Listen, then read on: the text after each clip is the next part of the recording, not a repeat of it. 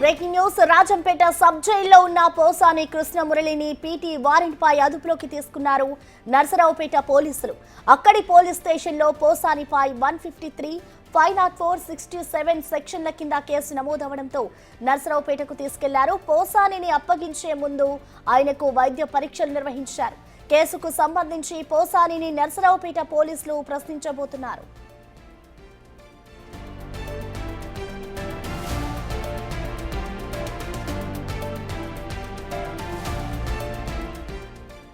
పోసానిపై నమోదైన కేసులకు సంబంధించిన పూర్తి డీటెయిల్స్ ని మా ప్రతినిధి దామోదర్ అందిస్తారు. దామోదర్, పోసాని కృష్ణమురళిని రాజంపేట సబ్ జైలు నుంచి నర్సరావుపేట పోలీస్ స్టేషన్ కు పోలీస్ స్టేషన్ లో పవన్ కళ్యాణ్ ను అత్యంత దారుణంగా బూతు పదాలతో మాట్లాడాడంటూ అక్కడ ఒక కేసు నమోదైంది. దానికి సంబంధించి ఐటీ 61 నమోదుతో పాటు మిగతా రెగ్యులర్ సెక్షన్స్ కింద కేసు నమోదైన పరిస్థితి. దీంతో పాటు రాష్ట్ర వ్యాప్తంగా ఉన్న మిగతా 14 చోట్ల కూడా కేసు నమోదైన పరిస్థితి. దీంతో ఈ కేసులకు సంబంధించి అతన్ని పీటీ వారెంట్ మీద ఆయా పోలీస్ స్టేషన్లకు తరలించి విచారించే అవకాశం ఉంది. ప్రస్తుతానికైతే రాజంపేట నుంచి ఆయన్ను బయలుదేరి వెళ్ళాడు. మరోవైపు ఏదైతే ఈ కేసుకు సంబంధించి ఇప్పటికే కస్టడీ పిటిషన్ ఓబులవారిపల్లిలో నమోదైన కేసుకు సంబంధించి కస్టడీ పిటిషన్ ను 2 రోజుల క్రితమే పోలీసులు దాఖలు చేశారు. అయితే ఈ రోజు విచారణకు వాయిదా వేసిన నేపథ్యంలో పీటీ వారెంట్ ద్వారా నర్సరావుపేట పోలీసులు తీసుకువెళ్ళినప్పటికీ తిరిగి ఆయన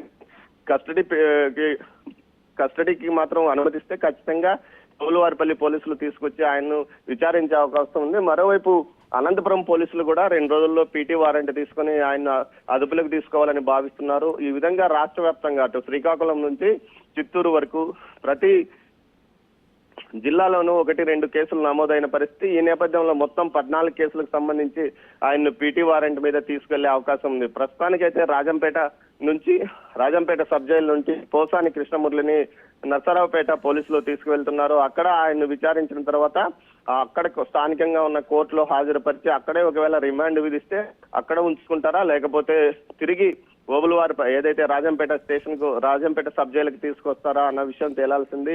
అయితే ఈ 14 కేసులకు సంబంధించి ఒకే విధమైన సెక్షన్లు ప్రతి చోట నమోదైన పరిస్థితి.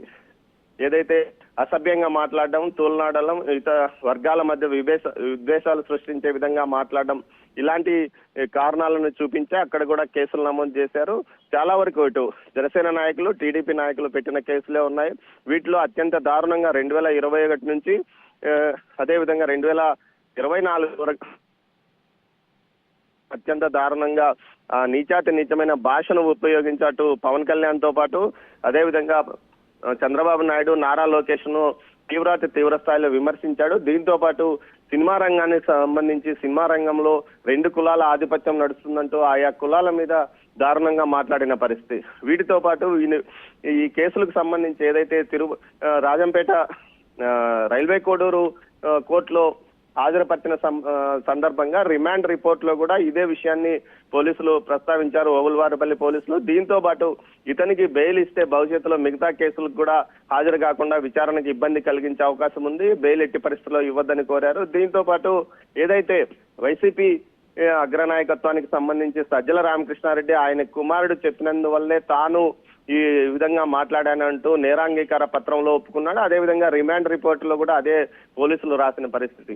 ముఖ్యంగా సజ్జల రామకృష్ణారెడ్డి ఏం చెప్తే అదే మాట్లాడాను, ఆయన చెప్పినందువల్లనే ఇటు నంది అవార్డ్స్ గురించి మాట్లాడాను, పవన్ కళ్యాణ్ కుటుంబాన్ని గురించి మాట్లాడినాను, దీంతో పాటు నారా లోకేష్, చంద్రబాబు నాయుడు గురించి మాట్లాడాడు. అదేవిధంగా ఏదైతే టీవీ5 చైర్మన్ టీటీడీ చైర్మన్ గా పనిచేస్తున్న బిఆర్ నాయుడును కూడా ఈ విధంగా దూషించానంటూ కూడా చెప్పుకొచ్చిన పరిస్థితి. వీటన్నిటికి సంబంధించి సజ్జల రామకృష్ణారెడ్డి, ఆయన కుమారుడు సజ్జల భార్గవరెడ్డి తమ మీద కేసు నమోదవుతున్న నేపథ్యంలో ముందస్తు జాగ్రత్తగా వారు కూడా హైకోర్టును ఆశ్రయించిన పరిస్థితి. వీరితో పాటు ఏదైతే పోసాని కృష్ణమురళితో పాటు వీరిద్దరిని కూడా ఈ కేసులో సహనిందితులుగా చేర్చే అవకాశం ఉందని పోలీసులు అంటున్నారు. దీంతో ఈ రోజు ఏదైతే సజ్జల రామకృష్ణారెడ్డి అదేవిధంగా భార్గవరెడ్డి దాఖలు చేసిన హైకోర్టు ఏదైతే పిటిషన్ హైకోర్టులో విచారణ జరుగుతున్న నేపథ్యంలో ఓబులవారిపల్లి పోలీసులు అక్కడ విచారణకు కూడా హాజరైన పరిస్థితి. మొత్తం మీద అటు హైకోర్టు ఏ విధమైన నిర్ణయం తీసుకుంటుంది, దీంతో పాటు ఈ కేసుకు సంబంధించి ఇటు సజ్జల రామకృష్ణారెడ్డితో పాటు భార్గవరెడ్డిని కూడా నిందితులుగా చేర్చుతున్న నేపథ్యంలో వారిని కూడా విచారించే అవకాశం ఇటు ఓబులవారిపల్లి పోలీసులు తీసుకునే అవకాశం ఉందని తెలుస్తుంది. మరోవైపు ఏదైతే ఈ కేసు ప్రస్తుతానికి నర్సరావుపేటకు తీసుకెళ్లిన తర్వాత అక్కడ విచారించి అక్కడ కోర్టులో హాజరుపరిస్తే రిమాండ్ అక్కడే ఉంచుకుంటారా, లేకపోతే మిగతా పోలీస్ స్టేషన్లకు సంబంధించి మిగతా కేసులు నమోదైన పోలీస్ స్టేషన్లకు సంబంధించి పోలీస్ అధికారులు పీటీ వారెంట్ తో ఆయన నుండి ఏదైతే పోసాని కృష్ణమురళిని అటు నుంచి అటే తీసుకెళ్లే అవకాశం ఉందా అన్న విషయం తేలాల్సి ఉంది రాధిక. Thank you Damodar.